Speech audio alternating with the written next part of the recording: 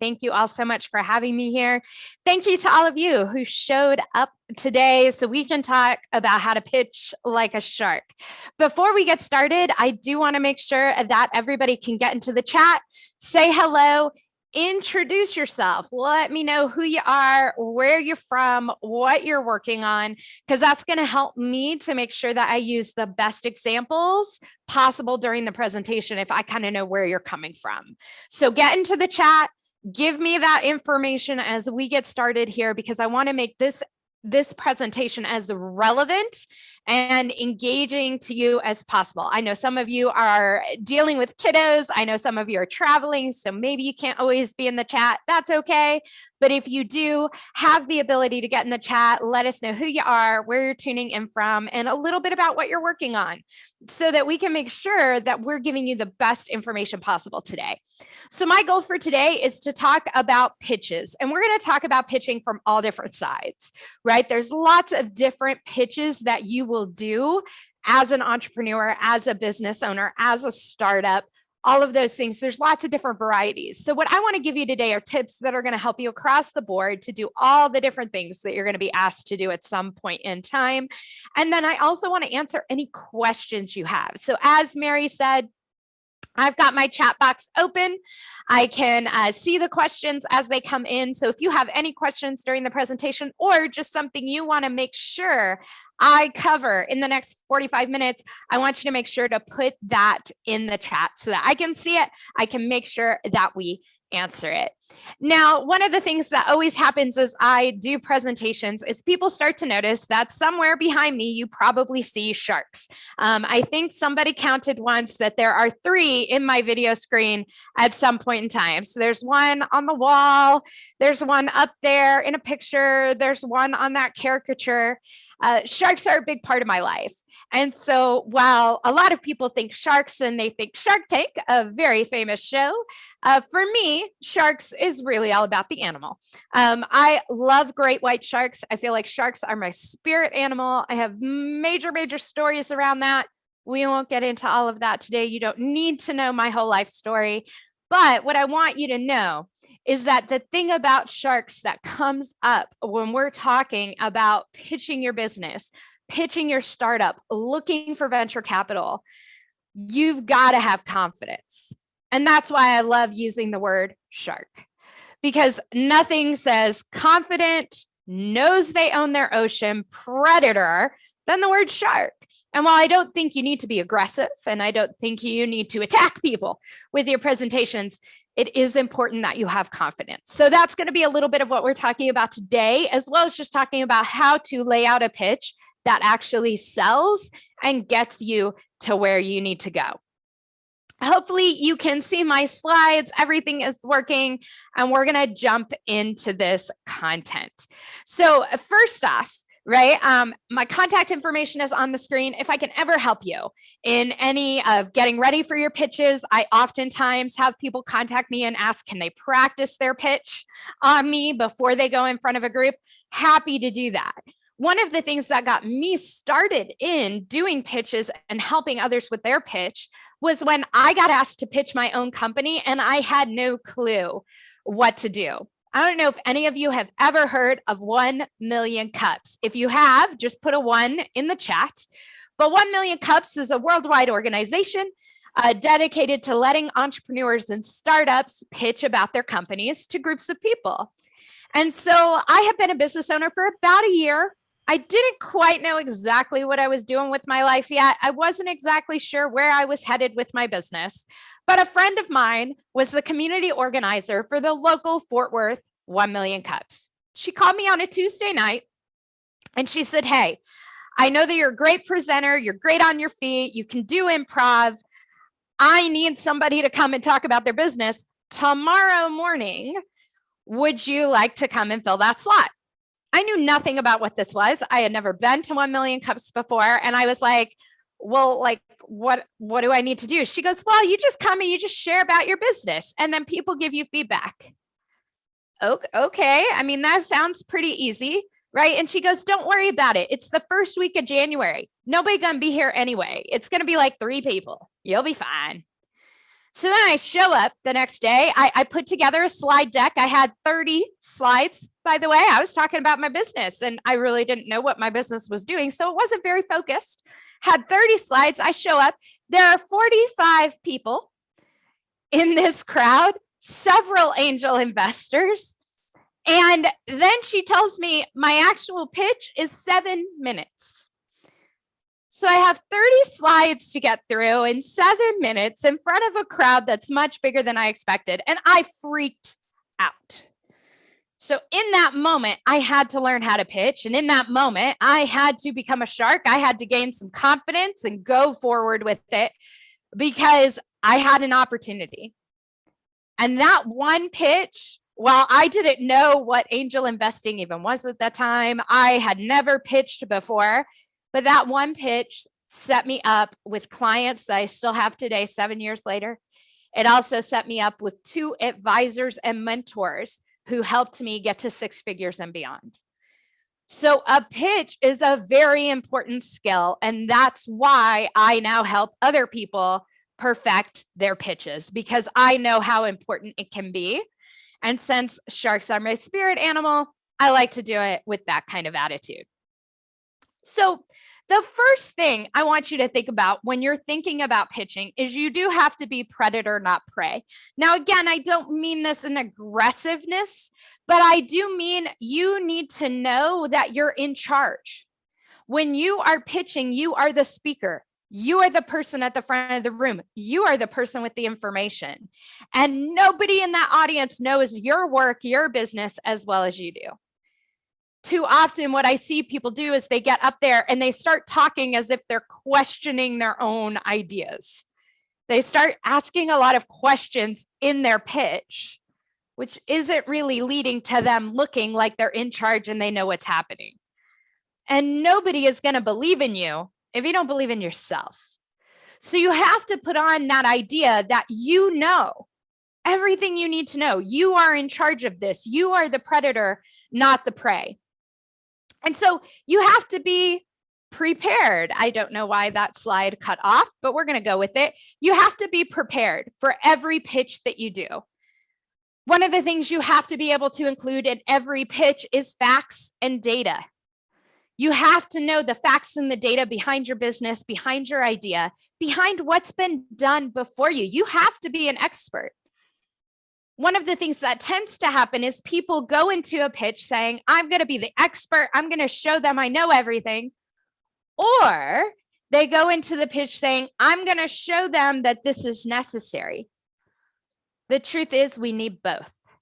We need facts and figures and data. We need you to be the expert. We also need you to have an emotional story. Nobody invests. So especially when you're talking to investors, nobody invests on data alone. It has to pull at them somehow, some way. There has to be an emotional connection. Now, if you're doing science-based startups, right, where you're saying, hey, we're doing research into cancer, we're studying new technology in surgeries, right? These are things that pull at people's hearts. These are emotional topics, but we have to make sure that when you pitch, you're bringing that up. If the only thing you ever do is talk about the expertise of it and the data and facts of it, you're not going to get those people on your side. They're going to tune you out because you need some kind of emotional connection. You need to make it about them.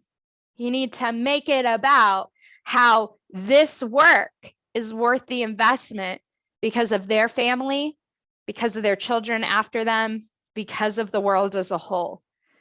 So making sure that within your pitch, you have both sides of the story is really important. The other thing you have to be prepared for in your pitch is you have to plan for the future, meaning you have to know where you're headed. Not only where you and your company may be headed, but you have to know where the industry is headed. Sometimes when I have clients who are in startups, they're in a startup because they have one specific idea, one specific plan or play that they were going to make. That's great, but they weren't experts in their industry.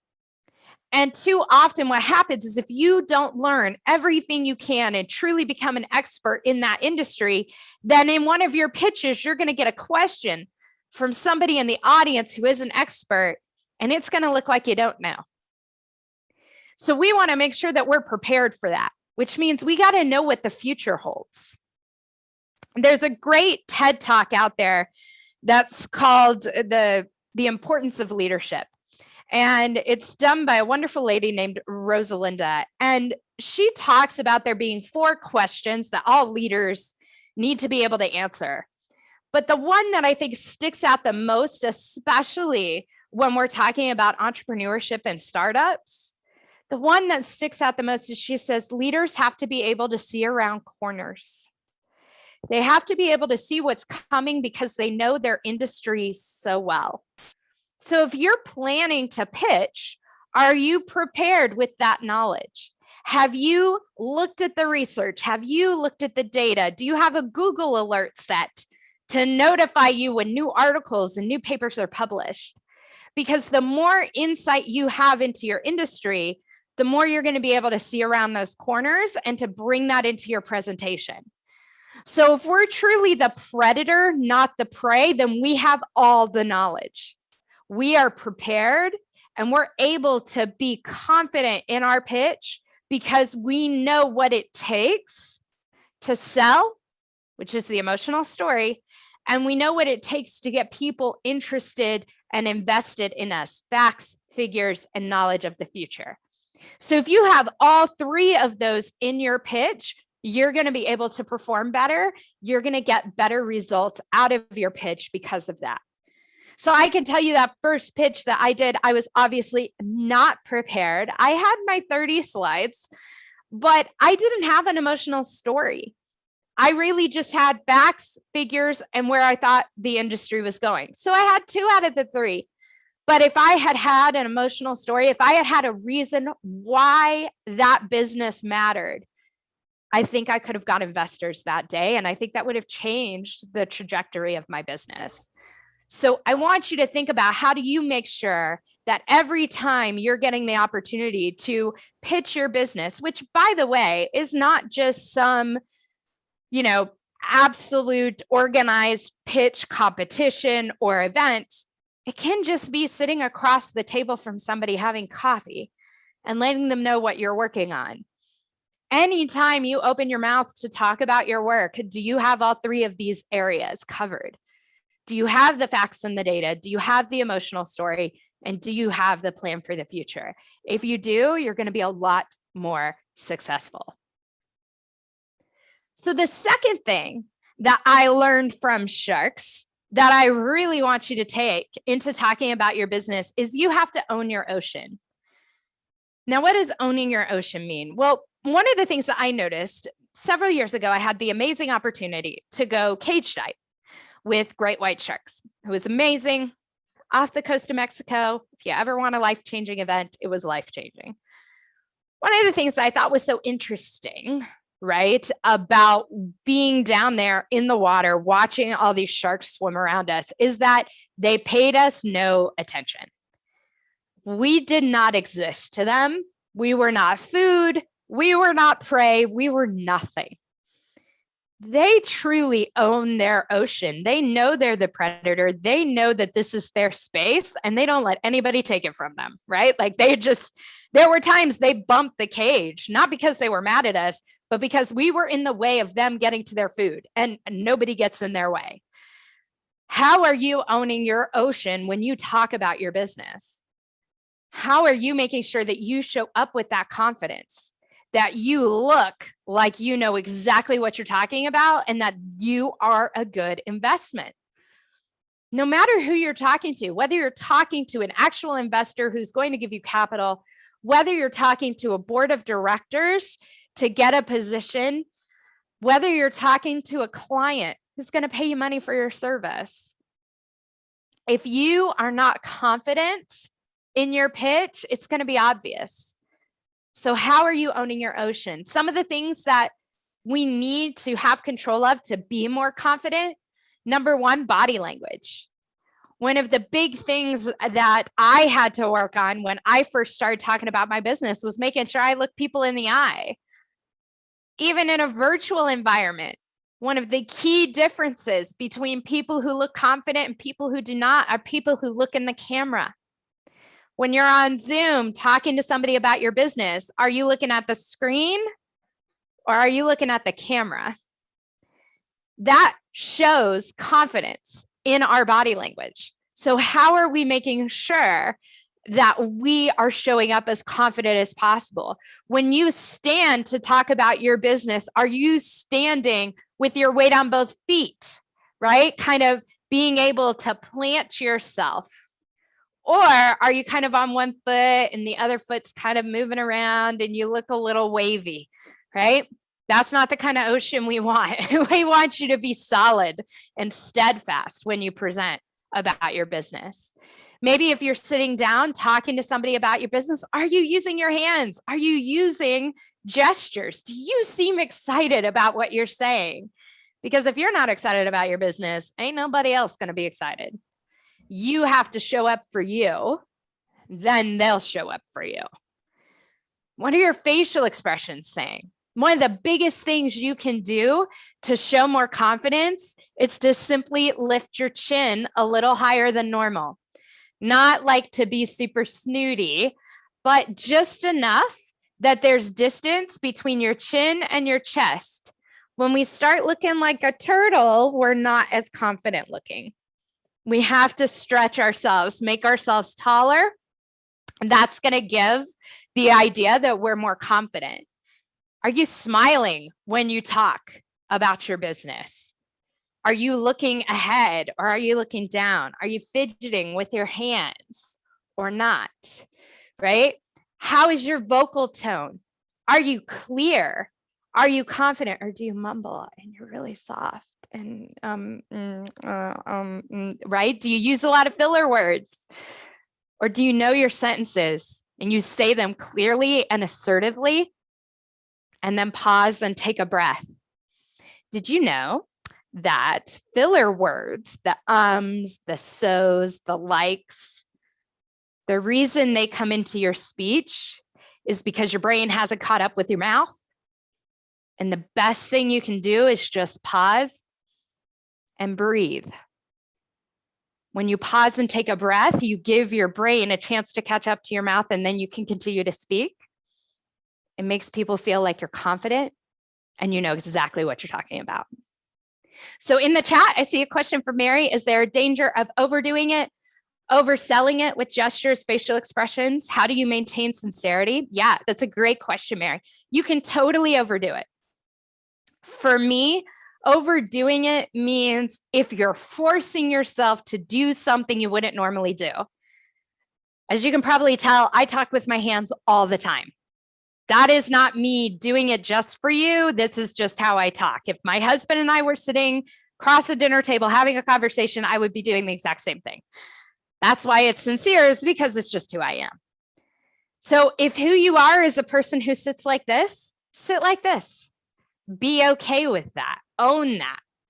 What we want to make sure of is that we don't do anything that detracts from our confidence, that detracts from our authority. So for example, crossing your arms while presenting makes people think that you're unsure. So you never want to do that. Putting your hands on your hips makes people think you're aggressive. So you don't want to do that. But anything you would normally do is probably okay. If you are presenting live and in person, one key tip I can give you is not to play too much with a clicker. If you have one of those electronic clickers to move your slides, try really hard not to like play with it in your hand, pass it back and forth. I had a client once who did that in a presentation. She kind of liked to pass things in her hands, and so she would kind of throw the clicker from side to side. That's not good, right? That can be distracting. You want people to focus on your voice. So whatever it is that you're doing, if you feel like it's detracting from your voice, take it down a notch. The truth is, if you're sincere about your story and you know the why behind your business, behind your startup, you'll be able to be authentic with your confidence. And that's important. How can you reach your audience with most presentations, meetings on Zoom nowadays? How can we best show ourselves? So it's definitely harder to read your audience when you're not in a room with them for two reasons. Number one, a lot of people won't turn their cameras on. Now, I'm not saying that today to call out anybody. You don't need your cameras on today. It's totally fine. However, we all know that there's a lot of presentations we do when nobody turns their cameras on. So it's really hard to know if they're getting what you're presenting or not. That's why I like to use the chat. The more questions that pop up in the chat, the more comments that pop up in the chat, the more I know as a presenter that people are interacting and engaging with my content. Another thing to do, if you do have cameras on, you have to be careful not to misinterpret people's body language and facial expressions, especially in a virtual environment. You see, when we're live and in person, even though somebody could be playing on their phone, they could be slightly distracted. Most people are paying attention to the speaker. That's why they're there. That's why they're in the room. Virtually, many of us have multiple devices. I bet some of you right now even have two screens up. One screen where this is live and playing, and then another screen where you're doing other things. And I'm not calling anybody out. This is the world we live in on Zoom. So if as a presenter, I were to look at everybody's facial expressions and body language during my presentation and read into it too much, I might be reading into something that has nothing to do with me, has nothing to do with my presentation. Maybe they were just reading an email from their boss that made them have like a sour face. It had nothing to do with me, but it's because we're doing two things at once for many of us when we're watching Zoom presentations. So the big thing for me is I try really hard not to look at the audience, not to look at the facial expressions, the body language of the people in the Zoom room. I just look at the camera, keep presenting, and hope that if people have questions, if people have comments, they're entering them in the chat. And that's why the chat can be so important when you're doing a virtual presentation. We can say, well, hold your questions to the end and then ask them. Most people are tired of Zoom. They're tired of all the webinars. They do not necessarily want to stay to the very, very, very bitter end and put questions into the chat. So I ask people to put questions into the chat throughout. That way we can stop, we can answer some questions, get back to the content, and that way nobody feels like they have to wait to the very end. It keeps people engaged. The other thing to make sure of is when you are doing a Zoom presentation, if you are talking about your business, I highly recommend standing up. You may have noticed that I am standing today. I have a stand-up, sit-down desk. I always present while standing.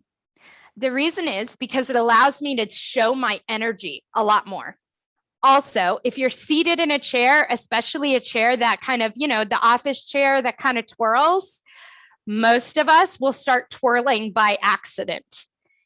Again, it does not show confidence to be in a twirly chair. So by standing, I give my full focus to you. I give my full focus to the presentation. That's going to give you a more confident look on screen as you're talking about your business. So making sure that we have good body language, that our gestures are authentic and sincere. So if you do a lot of gestures, you talk with your hands, great. If you're not that person, that's okay too. Don't overdo it. Definitely do not choreograph your movements because everybody gets that that's insincere. Make sure that you use good facial expression for yourself. Make sure you try and smile. When you're talking about your business, you're excited. Smile, right? When you tell an emotional story, let emotion show on your face. Be authentic and sincere in those moments. You want to make sure your vocal tone is clear, that you speak focused to the point, and you pause and breathe when needed. So if you're able to be prepared for your presentation, that makes you the predator. If you're able to be confident in your presentation, that helps you to own your ocean. The next step then is we have to keep swimming. One of the most interesting things for me that I learned about sharks years and years ago when I was first starting to kind of get interested in them, because y'all, I started out in life scared to death of sharks. My parents actually took me to see Jaws when I was like 4. I don't think that was good parenting personally, but I mean, I won't call them on it now. It turned out okay, but I didn't go in an ocean until my mid-20s because I thought sharks were everywhere. I wouldn't even go like the deep end of a pool. They totally freaked me out by taking me to see Jaws. So I didn't learn to start loving sharks until about 15 years ago. So for me, one of the first things I learned about sharks is sharks have to keep swimming or they die. Technically, sharks have to swim to oxygenate their body. They also can't swim backwards. They can only swim forwards. So if they're going to a goal, right, going to get the chum, the tuna head, and they miss it, they can't just back up. They have to keep going, circle back around and come back to it. What I love about that is even though it totally is a Dory Finding Nemo song of just keep swimming, the truth is sharks have to keep swimming. That's their only option. In fact, if I had to tell any of us, right, as humans, that unless we were moving, we couldn't oxygenate our systems, like you have to be moving or you die, man, we would all be exercise fiends, right?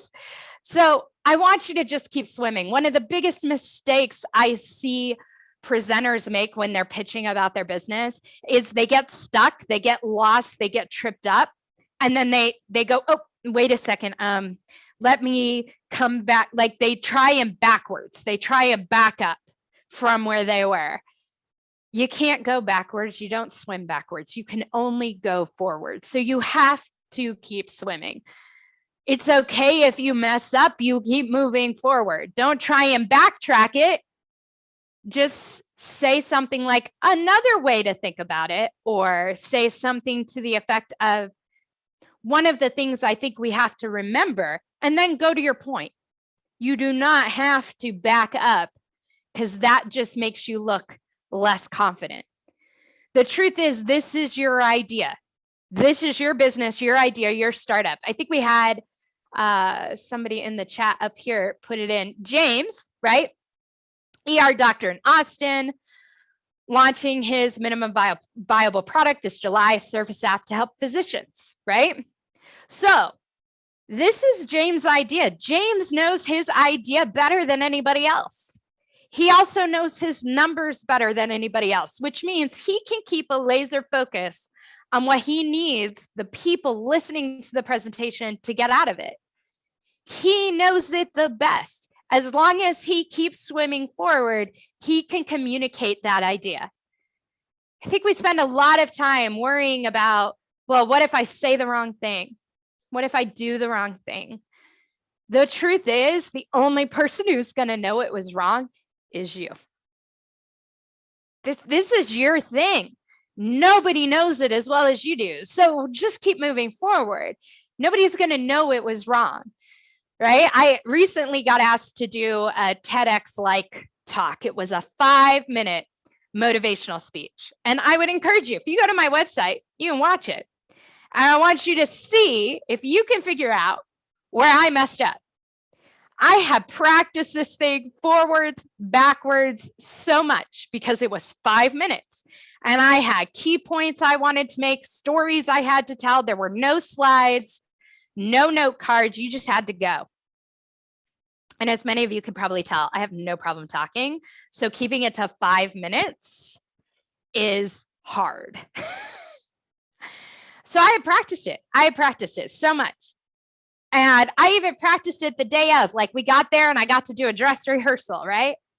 And still, when it came time, when it was live, the camera was on me and I was doing it, I missed a whole section. I missed a whole section. But you know what? Nobody else knew I missed a section except me. And the person that helped me write my speech, my coach, she knew I missed a section. But nobody else knew. Because they weren't part of it. They didn't know the prep. They didn't know what that other point was that I was supposed to make. And I've had people go and watch the video and I'm like, can you tell where I missed it? Those that know me really well can, because you can see it on my face. Everybody else, though, thought it was great, thought it was brilliant. They didn't notice I missed anything. So you have to realize that when you're presenting, when you're pitching about your business, nobody is going to know you made a mistake except you. And maybe if you have a partner or somebody with you, maybe they will. But nobody is going to know. So don't try and back up. All that does is call attention to it. Just keep pushing forward like you meant to do that, right? In a former life, I was a dancer. And one of the things that always freaked out dancers, right, was the thought that we're going to fall. And I had a dance instructor once tell me that she actually spent hours falling in practice on purpose, falling all different kinds of ways and all different areas of the dance. And I said, why would you do that? She goes, because I want to know that when I fall, I can make it look like it meant to happen.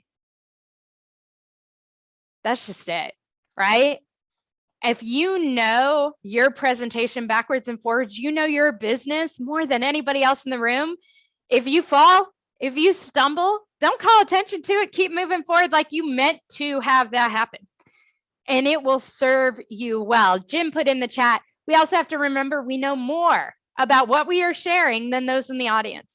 Absolutely, you do. You know more than anybody else about it. So you have information to share. You have wisdom to give. And there's nothing saying that it has to be in a certain order in a certain way. The end result is you gave the insight, you gave the information. That's what truly matters. That's what people will take away from it. So if we think about this as first, we got to get prepared. And I want to give some specific preparation tips here in a second.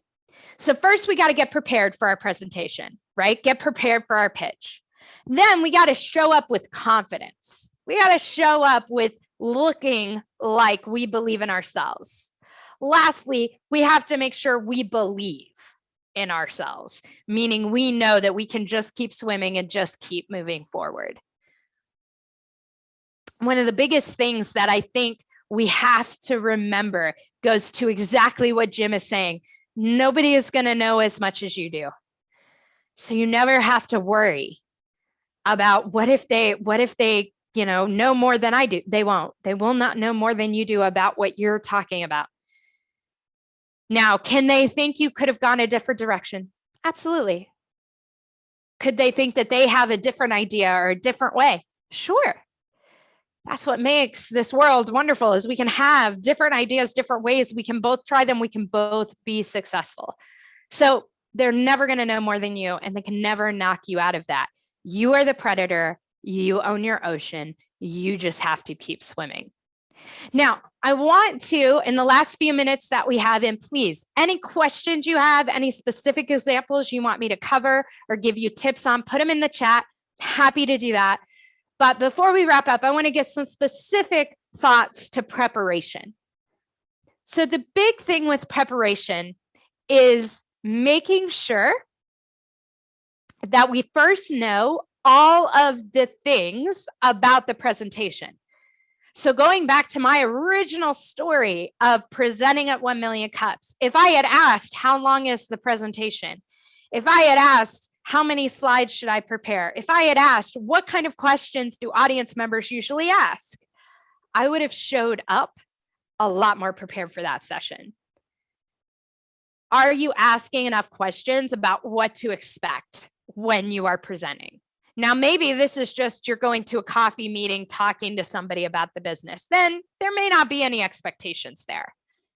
But if you are asked to come pitch, if you're asked to come share about your business, make sure you ask questions. How much time do I have? Who's in the audience? What's the setup like? Can I use PowerPoint? Can I not? These are all things that you're going to want to know so that you can be more prepared. So number one, know kind of what you're getting into. Number two, one of the biggest mistakes people make is way too many slides. On average, most of us talk for 2 to 3 minutes per slide. 2 to 3 minutes per slide. So if you have, let's say, a 30-minute presentation about your business, you would not want any more than 10 slides.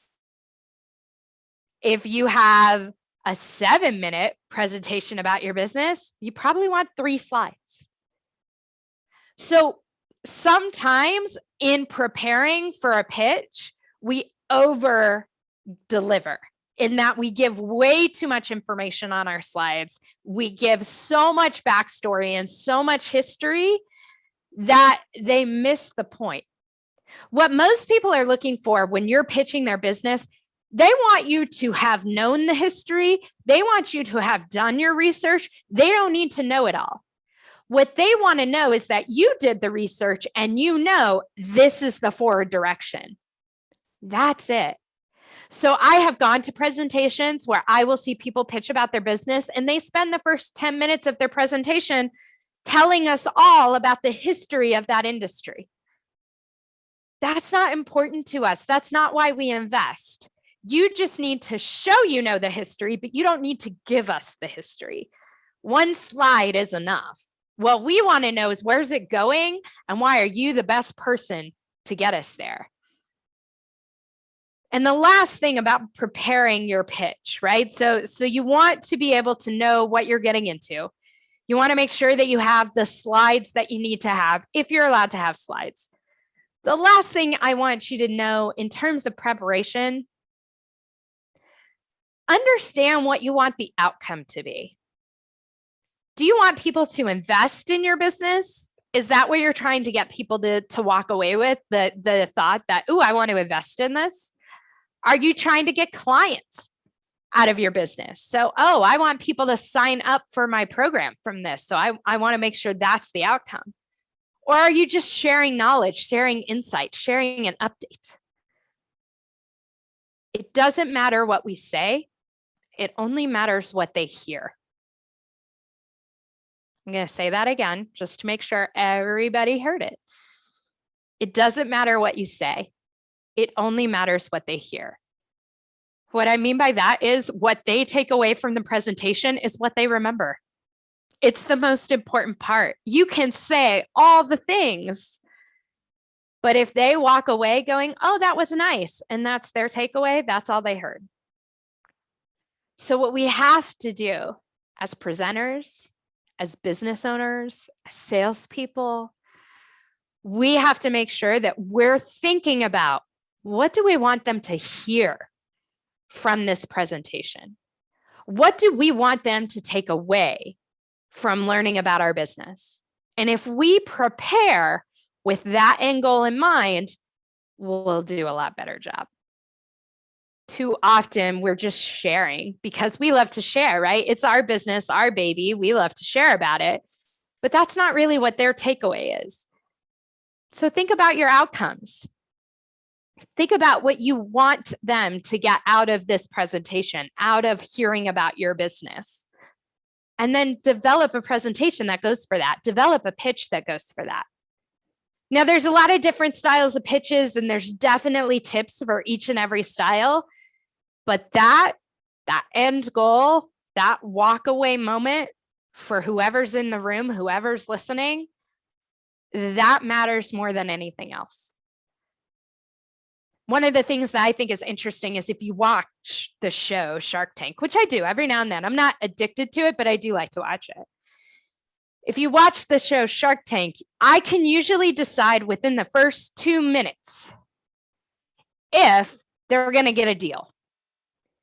Because if in the first 2 minutes, they haven't done anything to show the sharks their outcome, what they're looking for, right? If they haven't convinced those people that what they are looking for is their money, their investment, their support, because we are changing the world, if they haven't gotten that across in the first 2 to 3 minutes, they're not going to get a deal. We have to go in with the end in mind. What do we want the outcome to be? And we have to present to that outcome. Doesn't matter what we say. It only matters what they hear. What do you want them to hear from your presentation?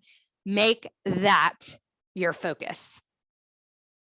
So the last thing I'll say is we'll wrap it up, and then any additional questions, pop them in the chat, or we can actually just open for conversation here in a couple minutes. But it takes a village. None of us build a successful company, a successful startup, a successful venture, a successful research institute. None of us do it by ourselves. We all need help, and it does take a village of people. So I want you to think about who's in your village. Maybe it's Temple Health, right? Bioscience. Maybe it's the people on this call, these webinars. This is part of your village. That's great.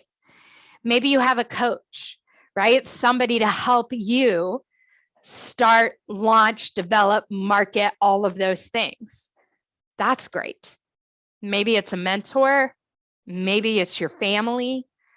But it always takes a village, because none of us can truly build all of this by ourselves. So if you feel like you're alone, if you feel like you're struggling because you don't have that support system, know that there are people out there that would support you. Know that there are people out there you can ask for help. Sometimes it just takes asking. And I think one of the hardest things to do, especially for people who are experts in their field and know their stuff, it's really hard to ask for help, but it's so crucial to your success. So make sure that you have that village support. So I see Samal popped up in the chat, CEO and co-founder of TB Health, San Francisco, California, early stage AI-powered health tech, helping expecting and new parents and their providers predict and prevent mental health challenges such as postpartum depression. What an amazing product, what an amazing service, what an amazing story, right? So if Samal's going to share the story of that business, they're going to start by sharing, she's going to start by sharing something about postpartum depression, facts and figures about how it happens, how it connects to people, how people are changed by it, and then how this is their solution. And that's going to make an incredible pitch. It's an incredible product. What I would love to see is for any of you who are able to get in that chat, what's your greatest takeaway from what I have said today? Right? So I think it's important that we always wrap up our learning by saying there's something we learned that we're going to take away and put into action. Now, maybe you learned something about sharks. Maybe you learned something about confidence. Maybe you learned something about pitching. Maybe you just learned that Samal has an amazing new business coming up. Whatever it is, I want you to go in the chat and just tell me, what is your greatest takeaway from today's session? Nothing is helpful unless it is actionable. So we have to be able to take action on the things that we learn and the things that we hear. And so I want to make sure that you do that today by putting it in the chat, letting us know what your greatest takeaway is. And then if anybody has any questions, we still have a few more minutes. So pop them in the chat. And let's get those answered. Let's have that conversation. I always try and prepare, Jim says, to think of the question someone might ask, right? And I would not normally have thought of, not what I know, but what I don't know. It helps me prepare for the unknowns. Jim, that's a great, great idea, right? How are you thinking about what questions are people going to ask me? What do I not know about? Because it might be that's what they're going to ask me about. How do I prepare myself? That's awesome, Jim. Thank you so much. Even in science, don't forget to communicate the emotional story. Olivia, so important. Yes, so important. I think that happens a lot. I used to run a Shark Tank event for our local Tarrant County College, and we would have student leaders present businesses to some bankers and some angel investors. And one of the things that I always saw is the most scientific of ideas. Sometimes those presenters forgot that there's a heart and an emotional story behind that presentation, behind that product or that idea. And when you tap into that in a presentation, you're much more likely to get people to buy in. So that's such a good point. Even in science, we need that emotion. So good. Prepare and emphasize your body language. Awesome, Jim. That's great. Own your ocean. It's hard to show this because I tend to realize how much I may not know more than how much I know. Samal, I think that's so important, right? I think that does happen, especially in the academic realm. You know, for me, as I was going through my academic journey, there were always people who knew so much more than me, so much more than me. And so even when I shifted into being an entrepreneur and running my own coaching business, I always still thought, but people know more than me. People know more than me. Who's going to take my knowledge? But I forgot to look back at all the knowledge that I obtained and how that was how I could help people. So that's a great takeaway. And I'm so glad you thought about that. The freedom, permission to limit slides according to time and to be conservative since I'm a talker. Mary, I'm so with you. I am the same way, obviously. So you guys can see, I don't know, we probably had about 10, 11 slides for today, right? For a 45-minute presentation. That's pretty standard for me. 10 slides is usually what I keep my max at, no matter how long I'm talking. Whether I'm talking 30 minutes, 45, or an hour, I usually still keep it to 10 slides because I know I can talk and I know I'm going to answer questions, and that's going to take me away from the information, right? So I don't want to have so much. Nothing feels worse to somebody in your audience than you run out of time and you have to fast forward through all the slides to get to your ending, because you're just letting them know they just missed a whole huge part. Nobody likes to leave knowing that. So it's so important, Mary. So good. Know the presentation and the outcome that's expected. Make it specific. Absolutely. Absolutely, Jim. Great. Well, these are some great takeaways. I hope that today's session was helpful to you, was impactful to you. As I said, I help people with pitches all the time. My business is as a coach. I coach entrepreneurs to scale and grow their businesses from pitch to profit, right? So if there's anything I can do to help you, if you ever need support, if you need some extra people in your village, please reach out. You can text me at the number on your screen. You can shoot me an email. You can find me on all the social media. I would love to help you in any way that I can. I think that the work that you all are doing is so important and really helps us move forward as a world, as a global economy. So I think that the work that you're doing is important and people need to hear about it. And hopefully today's presentation gave you a few tips to do that. So I really appreciate you. Thank you so much for being here. And with that, I will turn it back over to Mary. Mary, any final thoughts or wrap up for the group before we let everybody get back to their wonderful Tuesday? Yeah, first and foremost, thank you so much, Stevie, for everything and for giving us all a little boost of confidence for the endeavors that are ahead of us. And I'll let either Shannon or Tammy from THPD sign off. Stevie, thank you so much. This was amazing. You helped me with my presentations, and I give presentations all the time. So, yay, thank you so very, very much. And audience, please let people know that they can actually watch this webinar again. We will have a link for this on our YouTube channel. So let your friends know, because this was a dynamite presentation. Stevie, thank you again.